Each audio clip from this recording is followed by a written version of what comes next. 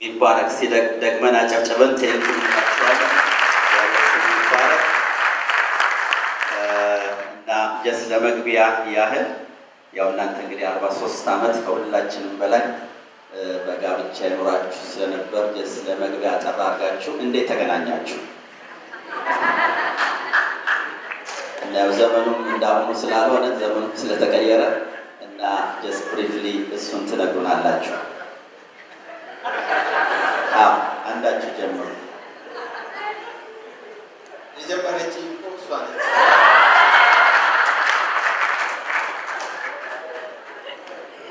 እግዚአብሔር የተመሰገነ ይሁን። ምንድነው ነገር ነው የጀመረችው? ምንድነው የጀመረችው? እሺ ቁጭ ማለት ከፈለጋችሁ ትችላላችሁ። ቆማለን ብለዋል። ጀስት ውሰዱት ቴብልች ወንበሩ። እሺ ሁለታችንም በጌታ አልነበር።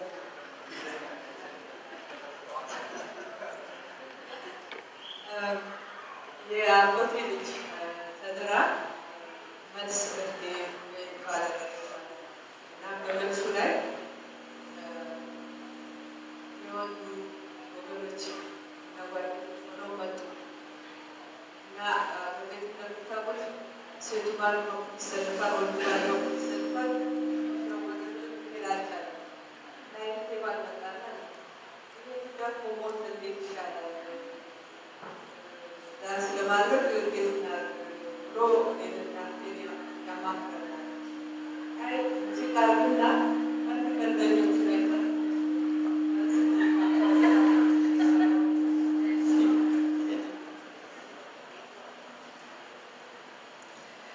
እና ከቀንደኞቹ አንዱ እሱ ነበር ማለት ነው። እና እህቴ ሌላውን እኔ ደግሞ እሱን ዳንስ እባክህን ብዬ ስጠይቀው እዚህ ቤት ደግሞ ሴቶች ናችሁ እንደምጠይቁት አለ። አሁን ተነስ ብቻ አለ እና በዚህ እንዲህ የተገናኘ ነው ማለት ነው።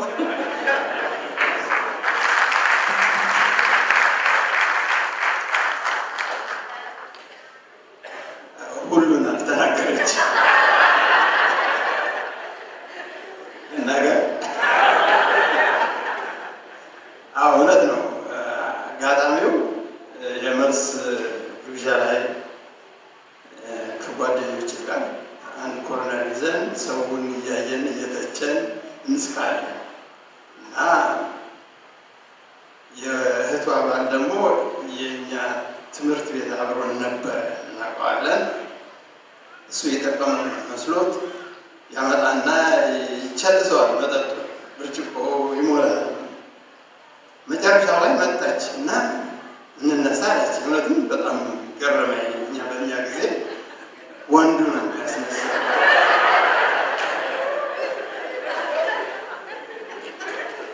እና እንግዲህ በመጠጥ ኃይል እንደሆነ አላውቅም፣ ግን ሳያት ልብሷ ሁሉ እንደው መስተዋት ይመስላል ማለት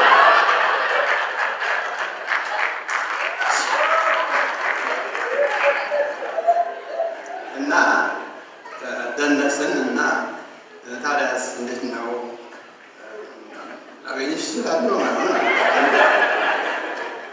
እሷ ነገ ፈለግ እዚህ ሰዓት ስንት ሰዓት ላይ ለምታቤት ቁጥሩን ነገረችኝ። አልመሰላትም። ምን ሆነታ ስንወጣ ከቤቱ ስንወጣ ይህን ብርጭቆ ዊስኪ የሞላውን እየሰበረ ነው የወጣ ነው እና ያስታውሳል። ገመተችም ቤቷ ሄድኩ። በሰዓቱ ሄድኩና ቤት አንኳኩ። አፓርትመንት ውስጥ ነው የምትኖረው። አንኳኳ፣ ሰው የለም። ኦኬ እንግዲህ ወረድኩና ሲሄድ ወደ ሊፍቱ ሲሄድ ወንድሟን አገኘዋል። ወንድሟ ደግሞ እኔ ጋር ተማሪ ቤት ነበረ፣ ከኛ በታች ነው። ምን አመጣህ አንተ እዚህ? ምን አለ የእነሱ ቤት ፊት ለፊት ያለው በር ላይ ስም ተጽፎ አይቻለሁ ገሌ የሚልና እሱ ጋር መጥቼ ነው አልኩት። ምክንያቱም እና ሄድኩ። ሲሄድ ሊፍቱ ጋር ስደርስ ደግሞ እሷ ተቀመጠች እና ደነገጠች። ከዛ ወዲያ ታሪክ ነው። ወደሚቀጥለው ጥያቄ እንሄዳለን። ለሶስታችሁም ነው መልሱ መጨረሻ ላይ የምትመልሱት። ስለ ትዳር ወይም ስለ ጋብቻ አንድ ነገር ብቻ መመለስ ብትችሉት አንድ ነገር ብቻ ቢባል አንድ ድል ብታገኙ ወይ በአንድ ቃል ወይ በአንድ አረፍተ ነገር ብቻ ነው መናገር የምትችሉት ብትባሉ ምን ትላላችሁ? ደስ እያሰባችሁ ቆይታችሁ መጨረሻ ላይ በየተራ ትመልሳላችሁ። ስለዚህ ወደ መጀመሪያው ጥያቄ ሄዳለሁ። ግልጽ ነው አይደል? እና ያው ጊዜ ለመቆጠብ ጥያቄውን ስጠይቅ ከሶስት አንዱ ሰው ከመለሰ ይበቃል። ግን ሜቢ ነው ተጨማሪ ያስፈልጋል ካላችሁ ትደግማላችሁ። የመጀመሪያው ጥያቄ የሚጀምረው ወንድ ነኝ በማለት ነው እና ማግባት በጣም እፈልጋለሁ እንዴት ላግባ ይላል። ይህ ጥያቄ ሳነብ ራስን ግለጥ የሚል ሀሳብ ወደ ውስጥ ይመጣ። ማግባት የሚፈልጉ እህቶችም ስላሉ ማለት ነው። እና ምን ምክር አላችሁ ለዚህ ወንድም አላገቡ? እንግዲህ የመጀመሪያው ወንድ እንደሆነ ወንድነቱን መጠበቅ ነው። ምክንያቱም በዚህ ዘመን ስለ ትዳር ያለው ብዙ ኮራፕትድ የሆነ ሀሳቦች እየመጡ ባሉበት ዘመን፣ ማንነታችንን እያበላሹ ባሉበት ዘመን ወንድነታችን ተፈጥሯችንን መቀበልና ስለዚህ ከተፈጥሯችን አንጻር ወንድነታችን ተቀብለን ሌላ ማንነት ሳይፈጠር ወንድነታችንን መቀበል ነው። ከዛ በተጨማሪ ግን ራስን መሆን ነው። የሌለንን ነገር በተለይ ወንዶች የምናደርገው አንድ ነገር ያልሆነውን እንሆናለን። የሌለንን አለን እንላለን። በጣም እስክና ለማግኘት ብዙ ማይሎችን ልንሄድ እንችላለን እና እነግራችኋለሁ፣ በእግዚአብሔር ፊትም ዴትም በምታደርጓት እህት ራሳችሁ ሆናችሁ ቅረቡ። የበለጠ ትከበራላችሁ እንጂ ከዛ ውጭ ሌላ ውርደት የለውም። ትዳር ውስጥም ከገባ በኋላ ይህ እውነተኛነትና ግልጽነት እያስከበራችሁ ይኖራል። ኋላ ትዳር ውስጥ ደግሞ ሌላ ነገር ተገልጦ ያልሆነ ነገር ከሚፈጠር ራሳችን መሆን፣ የማንችለውን አንችልም፣ ማናውቀውን አናውቅም፣ የሌለንን የለንም፣ ያለንን አለን ብለን ራሳችን መሆን እሱ ጥሩ ነው። ግልጽ ሆኖ እውነተኛ መሆን ብዙ ነገሮች አሉ፣ ግን ይሄ ይበቃል። ወደ ሁለተኛው ጥያቄ አልፋለሁ። ባልና ሚስት የተለያየ አካውንት ሊኖራቸው ይገባል ወይ? 100% ማመን ማለት ምንድን ነው? አንዱ አጥፊ ቢሆን ጥያቄው ግልጽ ነው። አንዳችሁ የተመለሱ አይገባም። መጀመሪያ ባል ሚስቱን ባል ወላጆቹን ትቶ ከሚስቱ ጋር ምን ይሆናል የሚለው ይጣበቃል ማለት የተጣበቀን ምን ይለየዋል? የተለያየ ተግባሮት ነው። ስለዚህ የገንዘብ ጉዳይ ሲነሳ በአንድ ዓላማ፣ በእቅድ፣ በዲሲፕሊን መመራት ያለበት ህብረት የሚጠይቅ ነገር ስለሆነ የተለያየ አካውንት ትክክል አይደለም። ቢሆንስ የሚለውን ማወቅ ዶክተር ይህ ነገር ብዙ ቦታ ላይ የሚነሳ በተለይ ደግሞ አገር ቤት እዚህ የመጣነው ኑሯችን ለማሸነፍ ስለሆነ ሰርተን ሁላችን ገንዘብ ስናገኝ ተፈትነን የግል አካውንት እየተፈጠረ ባለትዳር አንድነታቸውን ከማይገልጹበት አንዱ በገንዘባቸው ጉዳይ ነው። ግን የጋብቻ በክርስቲያን ጋብቻ ውስጥ የጠለቀ ግንኙነት ስለሆነ ኪሳችን ያለው ገንዘባችን ምንም ማለት አይደለም። በብዙ ነገር አንድ የሆን ገንዘብ ምንም ማለት አይደለም። ቻለንጅ ላደርግ የምፈልገው መጽሐፌ ላይ በጥልቀት ጽፌዋለሁ። ከገንዘብ ከንብረቶቻችን የሚበልጡ አጋር ነው ያለን። ክብር ለጌታ ነው። ካለን የሚሊዮነር እንሆን ከሚሊዮነር ባለቤቴ ትበልጣለች፣ ከዛ ሚሊዮን እኔ እበልጣለሁ። ስለዚህ የሚበልጥ ነገር እንዳለ አስባችሁ መጽሐፍ ቅዱስ ይበልጣል የሚለው ከብርና ከወርቅ ይበልጣል የሚል ብዙ ነገር አለ። እግዚአብሔርን መፍራት ይላል። ያቺ የተከበረች ሴት ትበልጣለች ይላል። ስለዚህ የሚበልጥ ብዙ ነገር ስላለ የሚበልጠውን በላይ አድርገን ገንዘብ ንብረት ያንስብናል። ያኔ ይህ ሲገባ ሌላው ነገር ያንስብናል። ሰማያዊ ነገር ጎልቶ ሲታየን ይህ ነገር ያንስብናል እና እባካችሁ ይሄ አንዱ መንፈሳዊ ውድቀታችን ነው። ይህን ማድረጋችን ምንድን ነው?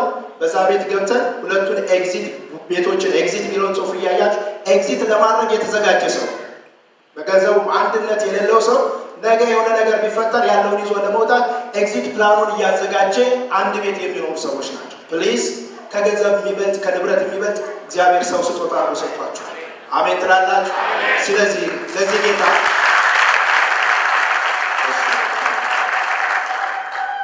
ትንሽ ላትንበት እና ደግሞ ኔሴሰርሊ ወንዱ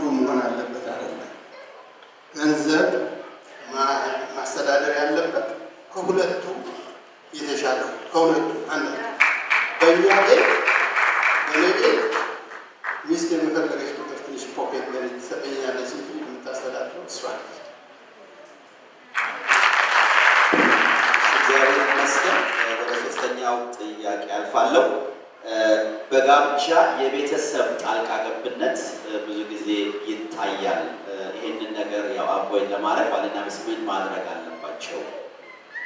ማለት የኢሚዲየት ፋሚሊ እናት፣ አባት፣ እህት፣ ዘመድ፣ ጓደኛ ሊሆን ይችላል። እንግዲህ ትዳር ትናንትም ስናገር ነበር። የሁላችን ትዳር ያገባን 43 ሰምተናል፣ 44 ሰምተናል፣ 50 60 የሚሆነው የሁሉም ትዳር አንደር ኮንስትራክሽን ነው ተባብለናል አይደል? ግንባታ ላይ ለውጥ ላይ በሂደት ላይ ያለ ያ ብቻ ሳይሆን አንደር ኮንስትራክሽን ብቻ ሳይሆን አንደር ኒው ማኔጅመንት ነው ማለት በቤተሰብ ስንተዳደር የነበሩ ሰዎች ስናገባ አንድ መንግስት የራሳችን ትንሽ መንግስት በራሷ የምትተዳደር ቤት ነው ያለን እና አሁን በራሳችን አስበን ተመካክረን አብረን በጋራ የምንኖረው ኑሮ እንደሆነ ማሰብ መቻላል። ባለፈው ትቼ እያለ ተናግሬያለሁ። ቤተሰቦቻችን አንዳንዴ በብዙ ጾም ጸሎት እንዲመጡ ቪዛ አግኝተው እንዲመጡ አድርገናቸው ከእኛ ጋር ቆዩ በኋላ ትዳራችን ሲታመስ ደግሞ ከዛ ጸለይ ነው በላይ ደግሞ እንዲመለሱልን እየጸለይ ነው እና ገደብ መፈጠር መቻል አለበት። ማለት አስተዳደር ውስጥ እንዳይገቡ እኛም ወደ እነሱ ባውንደሪ መፍጠር መቻል አለበት። ይህ አሁን ከሌላ ሰው ጋር እየተመካከል የምንኖረው ኑሮ ስለሆነ ብዙ ጊዜ ለቤተሰብ እየሰጠን ሚስጥሮቻችን ለእነሱ ጋር እየሄድን ከባለቤቶቻችን እየደበቅን ብዙ ነገር እያደረግን ወላጆቻችንም አናበላሽም፣ ትዳራችንም አንበጥብጠው። በዚህ ምክንያት በጣም እንግዲህ መጽሐፉ ላይ በስፋት ስላለ እነዚህ ችግሮች በተለይ በእኛ በኢትዮጵያ ኮንቴክስት ፕሊስ መጽሐፉን ብታነቡትና ራሳቸውን ፕሮቴክት ብታረጉ ከትዳር ከቤተሰቦቻቸው ጋር መልካም ግንኙነት፣ ምክንያቱም ከእነሱ የተገኘ ሰዎች ስለሆነ ጠላትነትም እንዳይፈጠር ሪሌሽንሽፑ ሜንቴን መደረግም ስላለበት ሚስቴን ያገኟት ከቤተሰቦቿ ባትወለድ ላገኛት አልችልም። ስለዚህ ቤተሰቦቿን ሪስፔክት ማድረግ አለብን። ግን ትዳሩ የኔና የሷ ነው። ወደ እኛ ትዳር ጣልቃ እንዳይገቡ እንዳያስተዳድሩ፣ በሪሞት ኮንትሮልን በርቀት ነው እንዳይቆጣጠሩ ስዊች ኦፍ ማድረግ መቻል አለ። ገደብ ፈጥረን ስዊች ኦፍ ማድረግ መቻል አለብን። ትዳራችን ይበልጣል።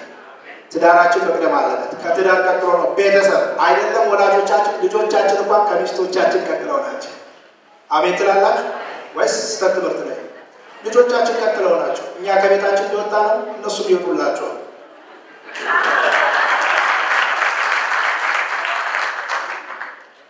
በግልጽነት፣ በፍቅር፣ በአክብሮት ወላጆቻችንን ልናስረዳቸው ይገባል።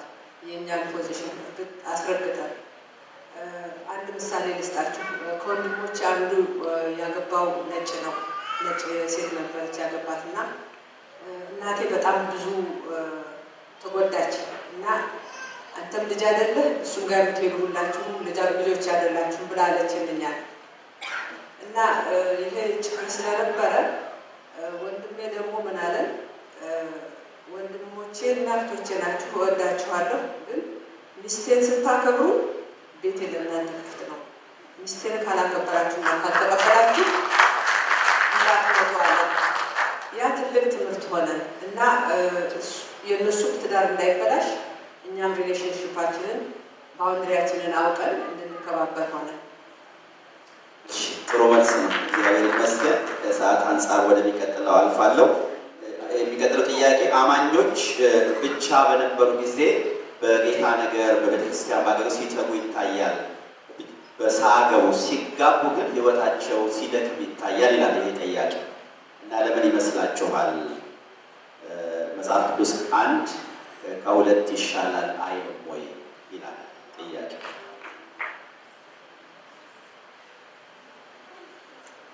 ይታይ ይችላል፣ እንደ ሰዎች አያያዝ ይወሰናል። ግን ማሰብ ያለብን አንደርስታንድ መደራረግ ያለብን ወደ ትዳር ስንገባ ሌሎች ኃላፊነቶች አሉ። በረከትም ቢሆን ተጨማሪ ኃላፊነትም አሉ። ከዛ በተጨማሪ እርግዝና ሲመጣ፣ አንድ ልጅ ሲወለድ፣ ሁለተኛ ሲደገም ብዙ ኃላፊነቶች እየተጨመሩ ነው የሚመጡት። ለዚህ ነው ባልና ሚስት አንደርስታንድ ተደራርጎ መረዳዳት የሚያስፈልገው። እነዚህ ስራዎች ሁሉ ለሴቶች ብቻ ሰጥቶ እነሱን ማድከም ትናንት ነግሬያቸው 14 ሰዓት ልጆችን ስጠብቅ ቆይቼ እኔ አንደኛ ደክሜ አልቄ ነው ባለቤት የምትመጣው ከስራ ቦታ እና ፊውዜ እየተቃጠለ ቶሎ እየተናደር ኮሚኒኬሽን ሌቭላችን ወረደ ብያቸዋል። እና እንኳን ለጸሎት ልትበሉ ስትሉ ለምትበሉበት ሰዓት ልጆች የሆነ ነገር ይፈጥሩባቸዋል። ስለዚህ ይህን ኃላፊነት አንደርስታንድ ተደራርጎ በተቻለ መጠን ሪሌሽንሺፕ ሜንቴን አድርጎ ከጌታ ጋር ያለውን እኔና ቤቴ ግን ማን እናመልካለን? እግዚአብሔር እናመልካለን። መሰዊያችን እንዳይፈርስ ግን ኃላፊነቱን ግን አንደርስታንድ ማድረግ። ስለዚህ እንደዛ ሲሆን እንደደከመን አድርገን እንዳናስበው ሊያደክሙም እንደሚችሉም ደግሞ ጥንቃቄ አድርገን ባላንስ እናደርጋለን። እግዚአብሔር ይመስገን። የሚቀጥለው ጥያቄ ባለትዳር ወንዶች በቤታቸው ውስጥ የሚመለከታቸውን እርዳታ ለምን አያደርጉም? ሚስታቸውን መርዳት አኳያ ይላል። እንግዲህ እህቶች የተጠየቀ ጥያቄ ይመስላል።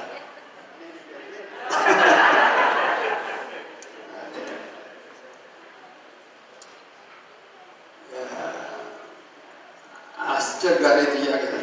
ምክንያቱም የምኖርበት ነገር መሰለኝ። እኔ ኑሮን የጀመርኩት ወንዶች ከሚስቶቻቸውና ከልጆቻቸው ጋር ትዕዛዝ መስጠት ብቻ ነው የተማርኩት። አንዱ ትዕዛዜ ብቻን አልገባም እና በእውነት ብዙ መጥቻለሁ። ብዙ ይሄ ሁሉ ቀርቶ አሁን ወጥ ቤት አግዛታለሁ፣ ሳህን አጥባለሁ፣ ቅዳሜ ደግሞ እንቁላል ጠብሰናታለሁ።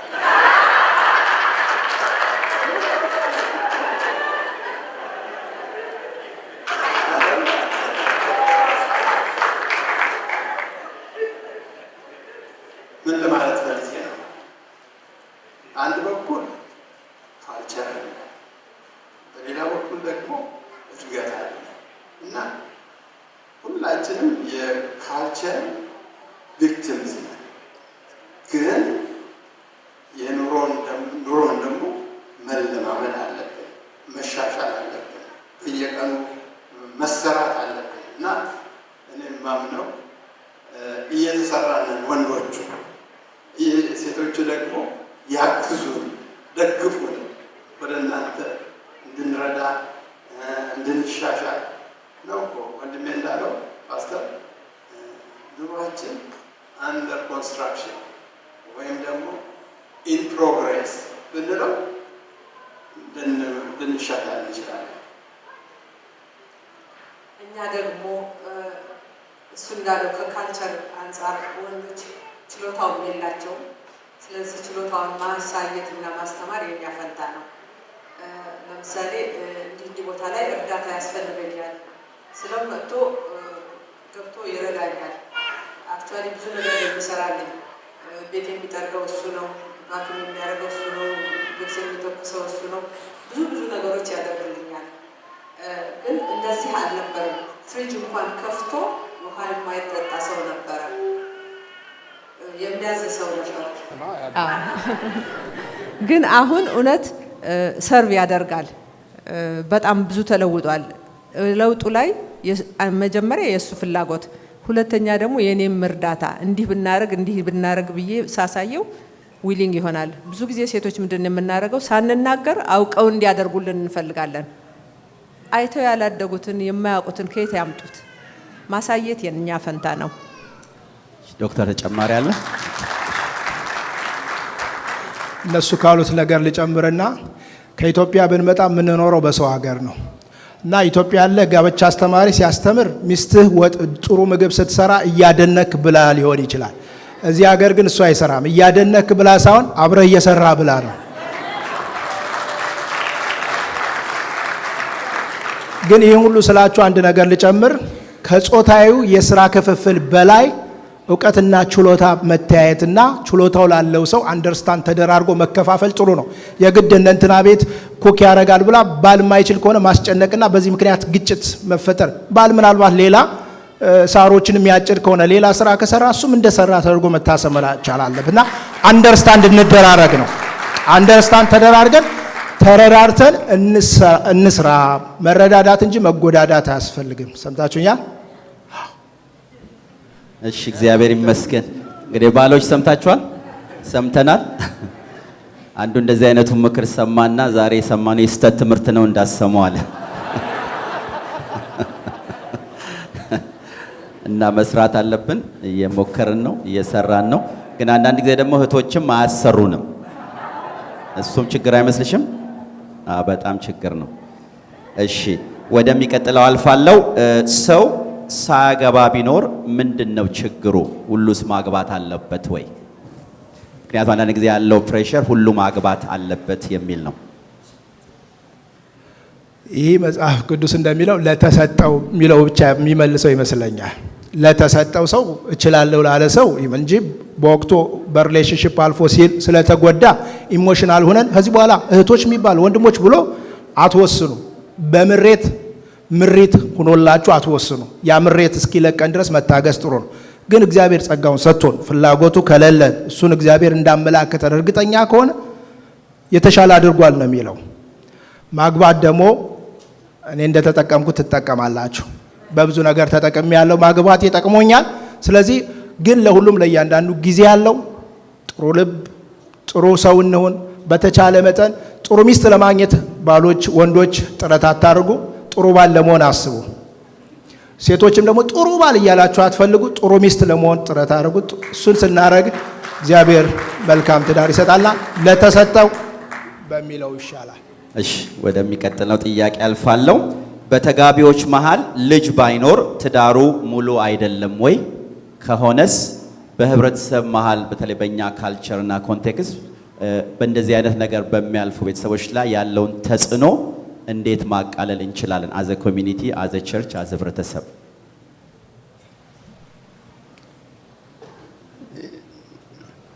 ይሄ መቼም እኔ እንደሚገባኝ ልጆች ስጦታዎች ናቸው እንጂ ባይመጡ ካልመጡ በጤና ምክንያት ሊሆን ይችላል። አብዛኛውም የጤና ጉድለት ሊሆን ይችላል። አንዳንዱ ሰው ደግሞ ይመርጣል ላለመውለድ እና ይሄ እኔን እንደው መስሎ የሚታየኝ ነገር ምንድን ነው? በዚህ መፈራረድ የለብንም። ሰው ልጅ መውለድ አለብኝ ካለ ልጅ መውለድ ከተሳነው ምን ያደርጋል? እግዚአብሔር ፊት ይወድቃል ወይ ደግሞ የጤና ጉዳይ እንደሆነ የሚያስፈልገውን የጤና ምርመራ ያደርጋል ብዬ ነው የማምነው። ልጅ ተጨማሪ ነው። መጀመሪያ ምሰሶ ባልና ሚስቶቹ ናቸው። የነሱ ኑሮ የነሱ ህይወት በጌታ ጠንካራ ሆኖ ፉልፊል የምንሆነው በጌታ እንጂ በልጆች አይደለም። የምንረካው በልጆች አይደለም። በእርግጥ ልጆች በረከት ናቸው፣ ጉጉታችንም ነው። ደግሞም ብዙ ተባዙ ከበረከቱ አንዱ ነው። ግን ቢኖርም ባይኖርም በማግኘትም በማጣትም ደስታችን በክርስቶስ መሆን አለበት። ምናልባት ዶክተር ጨምረህም አዳፕሽንም በተመለከተስ አሁን በእኛ ህብረተሰብ የተለመደ አይደለም። በዛም ላይ ያስ እንደ ኦፕሽን ይታያል ወይ? እንግዲህ ልጅ መኖርም አለመኖርም ለግጭት ምክንያት ይሆናል። ልጅም የሌላቸው ሰዎች ይጋጫሉ። ልጅም ሲመጣ ለግጭት ምክንያት ይሆናል። ሁለቱም ግጭት አይቀሬ ነው፣ በሁለቱም ቢሆን። ስለዚህ ማሰብ ያለብን ያልወለዳችሁ ሰዎች ከኛ ካልቸር አንጻር ብዙ ጊዜ ብሌም የሚደረጉ ሴቶች ናቸው። ቤተሰብ መጥቶ የማትወልድ አግብታ ምናምን ተብሎ ኢንፍሉዌንስ የሚደረገው ሴቶች ጋር። ጥናቱ ግን የሚያመለክተው 30% 50% ወንዱም ሴቱም ጋር ነው ችግር፣ ያለመውለድ ችግር፣ ሜዲካሊ ችግር ያለው ችግር። ስለዚህ ሴቷ ላይ ብቻ ብሌም እንዳይደረግና እንደው ሌላ ነገር እንዳይታሰብ የጋራም እንደሆነ ከተቻለ ተስማምታችሁ የሕክምና ሄዶ ማንጋ ችግሩ እንዳለ ማወቁ ጥሩ ነው። ድንገት ኦፕሽኖች ካሉ ተመካክሮ ጸልየው። ከዛ በተጨማሪ ልጅን የሚሰጥ እግዚአብሔር ነው። ስጦታ ናቸው፣ በረከቶች ናቸው። እሱን መጠበቅ መቻል። ይህ ሁሉ ተደርጎ ካልተቻለ ደግሞ ልጅ ያስፈልገናል ብላችሁ ካሰባችሁና ከናንተ እግዚአብሔር ከናንተ ማህፀን ውስጥ ልጅ እግዚአብሔር ካልሰጣችሁ አንደኛ ለሌላው ሰው ሌሎች ልጆችን እድል መስጠት ነው። አንደኛ እናንተም የእናትና የአባትነት ልብ ኑሯችሁ ልጆችን የማሳደግ አዳፕት የማድረግ እድሉ ይኖራችኋል። ሁለተኛ ለማደግ የሚመጣውም ሰው ትውልድ ነው ምንትን የምትሉት የግድ ከኛ መወለድ መቻልም የለብንም። ትውልድ ነው። በዛ ሰው ህይወት ውስጥ ላይ አስተምሮና አሳድጎ ኢንቨስት አድርጎ ለሆነ ነገር ማድረስ ቀላል እድል እንዳይመስላችሁ፣ ትልቅ እድል ነው። ስለዚህ ተስማምታችሁ ካልቻላችሁ፣ ገንዘቡና አቅሙ ካላችሁ፣ ሁኔታዎች ከተመቻቹላችሁ አዳፕት አድርጎ ማሳደግ ይቻላል። ስለዚህ ፕሊዝ ሴቶችን ብቻ ብሌም አታርጉ። ይህ የጋራ ችግር ሊሆን ይችላል። 50% ነው ችግሩና ሜዲካሊ ተመርምሮ ሁኔታዎችን ማየት። ከዛ ውጭ ግን ትዳር ማለት ልጅም ቢኖር ባይኖርም የምንኖረው ኪዳን ነው። ልጅም ኖረ አልኖረ የምንኖረው ኪዳን እንጂ ልጅ ሲኖር ብቻ ደስታችን ትዳራችን ትዳር አድርገን እንዳናስበው። ለዛ ምክንያት አይደለም። የመጀመሪያው የሁለታችን የባልና የሚስቶች የጥንዶች ኢንቲሜሲ የጠነከረ እንዲሆን ነው። ከዛ ቀጥሎ ከኛ መካከል ልጅ ይወጣና ከትዳር አልፎ ወደ ምን ይመጣል? ወደ ቤተሰብ ይቀየራል። ፈርስት ትዳሩ፣ ከዛ ቀጥሎ ቤተሰብ፣ ከቤተሰብ ቀጥሎ ቤተ ክርስቲያን። ጌታ ይባርካችሁ። አጭር ምስክርነት ልስጣችሁ። እኔ ለባዮሎጂካል ወላጆቼ አንድ ልጅ ነኝ። ተጋብተው በ24 ዓመታቸው ነው የተወለድኩት። እኔ በዛን ጊዜ የአባቴ ዘመዶች ፍታይችን መሃን እያሉ ብዙ ተጽዕኖ ያደርጉበት ነበር። አባባ ግን የለም የቃል ኪዳን ሚስቴ ነች ብሎ እምቢ አላቸው እና ከ24 ዓመት በኋላ ተወለድኩኝ። ያደግኩት ከአጎቶቼ ልጆች ጋር ስለሆነ ወንድሞቼና እህቶቼ የምላቸው እነሱን ነው። ነገር ግን ከስሜ አንዱ ብስራት ብቻ እጣ አውጥተው ነው ስሜ የወጣው። ብስራት ያለችኝ አክስቴ ነች የምስራች ስለሆነልን ብላ። የአባባ ዘመዶች ደግሞ ስሜ ቃል ኪዳን ነበረ። ስለዚህ ቃል ኪዳን ጽኑ ነው። እሺ እግዚአብሔር ይመስገን። ጀስት አንድ ነገር ትዝ አለኝ። ባለፈው አዲስ አበባ የነበርኩ ጊዜ የአዳፕሽን ኤጀንሲ ሄጄ ነበር ከሰዎች ጋርና ሰውየው አንድ ነገር ነገረኝ፣ አልረሳሁትም። አዳፕት በተደረጉ ልጆችና በተወለዱ ልጆች ከስጋ በእኛ በተወለዱ ልጆች መካከል ልዩነቱ አዳፕት የተወለዱት ከልብ ነው አለ። የእኛ ልጆች የተወለዱት ከማህፀን ነው አለ። ሁለቱም ልጆች ናቸው። ስለዚህ አዳፕት ስናደርግ ከልብ ነው የሚወለዱት አለና I think it's a powerful statement። እሺ የመጨረሻው ጥያቄ ሲንግል ማምስ አሉ በመካከላችን። ያው ይሄ ሲንግል ማምስ ሲንግል ዳድስ በአብዛኛው ሲንግል የሆኑ ልጆችን በግል የሚያሳድጉ እናቶች አሉ፣ ቤተሰቦች አሉ። ይሄ ራሳቸውን የቻለ ዩኒክ ቻሌንጅ ነው። አሁንም በእኛ ህብረተሰብ ብዙ ጊዜ ይሄንን ነገር አናነሳም። ሲንግል የሆኑትም ወደውም ላይሆን ይችላል እና ምን ምክር አላችሁ? ጀስት ብሪፍሊ አጠር አድርጋችሁ። እንግዲህ ሲንግል ማም እና ሲንግል ዳድ መጀመሪያ ለምንድን ነው ሲንግል ዳድ እና ሲንግል ማም የሆኑበት ብሎ እሱን አይዴንቲፋይ ማድረግ ጥሩ ነው። ያ ማድረግ የሚያስፈልገው ምንድነው? ማይበረታታውን እንዳናበረታታ፣ መደገፍ ባለብን ደግሞ ነገር ላይ ሳንደግፋቸው እንዳንቀር በምን ምክንያት እንደሆነ አንደርስታንድ ማድረግ መቻል አለብን። አንዳንዶቹ ምናልባት በጌታ ከመሆናቸው በፊት ሊሆን ይችላል። ስለዚህ ወደ ጌታ በመምጣታቸው ታሪካቸው በመለወጣቸው ጌታን እያመሰገን ላይፋቸው እንዲቀጥሉ ማበረታታት መቻል አለ። አንዳንዶቹ በዲቮርስ ሊሆን ይችላል። ስለዚህ ስለ ዲቮርስ መጨረሻ ላይ መጽሐፉ ላይ ማስቀምጫለሁ። ቤተክርስቲያንም ኢግኖር የምታረገው አንድ ነገር ዲቮርስን እግዚአብሔር ይጠላል፣ እኛም እንጠላለን። እኛ ብቻ ሳይሆን በፍች የሚያልፉ ሰዎች ራሳቸውም ይጠሉታል። ግን በዲቮርስ የሚያልፉትን ሰዎች ግን መውደድ አለብን። ገብቷቸዋል? ዲቮርስን መጥላትና በዲቮርስ የሚያልፉ ሰዎችን መጥላት ሁለቱ የተለያየ ነገሮች ናቸው። ስለዚህ ለነዚህ በዲቮርስ የሚያልፉ ሰዎች ብዙ ክራይሲስ ነው በህይወታቸው የሚያልፈው። ከዛ በተጨማሪ ደግሞ ልጆች ተጨምረው እንደተባለው ሲንግል ዳድ ሊሆን ይችላል፣ ሲንግል ማም ሊሆን ይችላልና አይደለም ብቻን ልጅ ማሳደግ በጋራ ሆነን እኮ ያለው ቻሌንጅ ቀላል አይደለም። እና አንዳንዴ እኔና ባለቤቴ እንዝናለን። ለኔና ለአንተ እንደዚህ ልጆች እንደዚህ ቻሌንጅ ከሆኑ ብቻቸውን ለሚያሳድጉ ብለን አንዳንዴ የሌለ ተጨማሪ ፓሽን ይጨምርልናል። እንዴት ነው የሚሆኑት ብለን እናስባለን። እና ብዙ ክራይሲስ ተጨማሪ እንደገና ልጆችን ማሳደግ ብቻን ቀላል አይደለምና እንደነዚህ አይነት ሰዎችን አንደኛ ሌሎቻችን ሳፖርት ልናረጋቸው፣ ቤተክርስቲያንም ሌላ ሳፖርት ግሩፕ ልታዘጋጅም ያስፈልጋታል።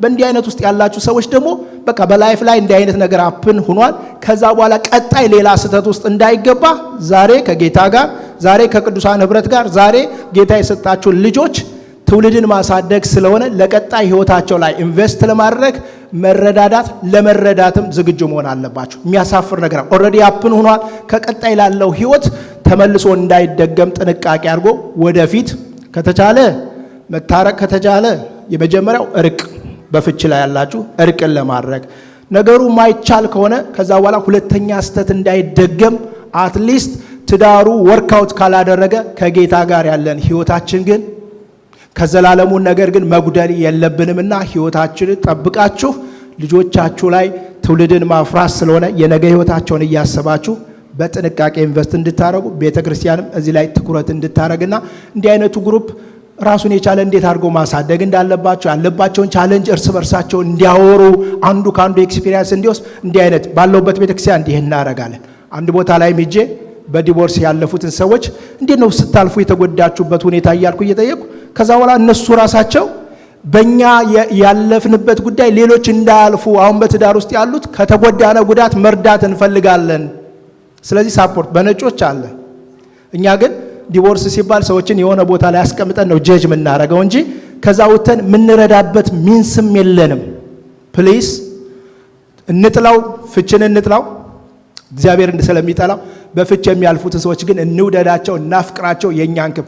ስለዚህ የማይበረታታውን ስታበረታቱ እንዳትገኙ፣ መደገፍ ባለባቸው ደግሞ እንደግፋቸው። አይመስላችሁ?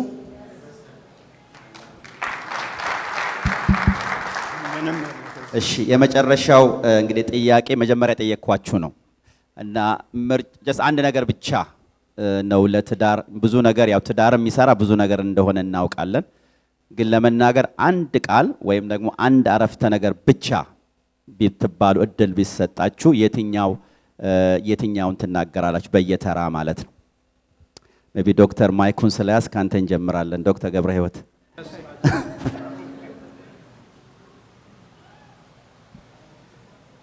በአንድ ቃል ከሆነ ቁጣን አስወግዱ ከቤታችሁ። እሺ ቁጣን አስወግዱ ብለዋል ዶክተር ገብረ ሕይወት። እሺ ወይዘሮ ብስራት? ቃል ኪዳን እና እግዚአብሔርን መፍራት። ቃል ኪዳንን ጠብቁ ማለት ነው። ይቅርታን አዘወትሮ መለማመድ።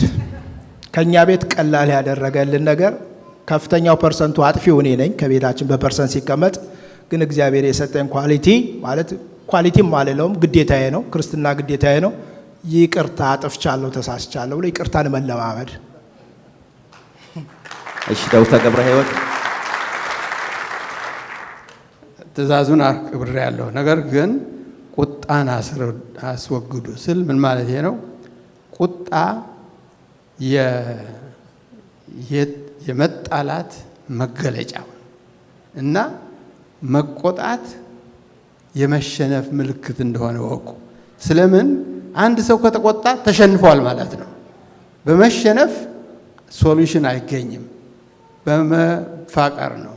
እና ሁሉን ነገር ማንፈልገው ነገር ሲሆን እንቆጣለን፣ ግን ከእግዚአብሔር ጋር ስንስማማ በሰላም ነው የምንስማማ። ከተቆጣችሁ እኔ ስቆጣ እንደተሸነፍኩ አውቃለሁ። እሺ እግዚአብሔር ይመስገን። መጨረሻ በመደጋገም የመጣ ጥያቄ ያለ ለቤተ ክርስቲያን ነው። ስለ ጋብቻ በዓመት አንዴ መማር በቂ ነው ወይ የሚል ጥያቄ ነው። እኔ መልሰዋለሁ፣ በቂ አይደለም፣ ደጋግመን እናስተምራለን። እግዚአብሔር ስሙ ይባረክ። እስቲ እነዚህን ወገኖች ተነስተን አጨብጭበን ቴንኪዩ እንላቸዋለን።